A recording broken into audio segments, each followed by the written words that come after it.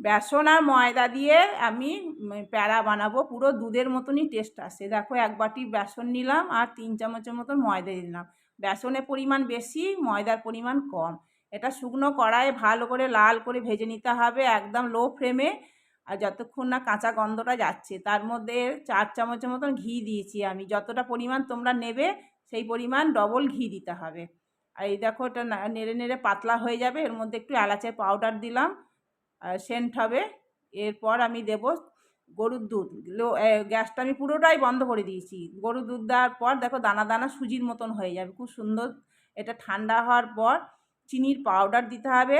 চিনির পাউডারটা যে যার টেস্ট হিসাবে দিতে হবে, যে যেমন মিষ্টি খাবে সেই হিসাবে দিতে হবে, এটা কোনো পরিমাণ নাই। আর দেখো ঠান্ডা হওয়ার পর প্যাড়ার আকারে গড়ে নিয়েছি। এরপর এখন নরম আছে। এরপর ড্রাই ফ্রুটস আমি দিচ্ছি পেস্তা। একবার বানিয়ে খেয়ে দেখো বন্ধুরা, খুব টেস্ট।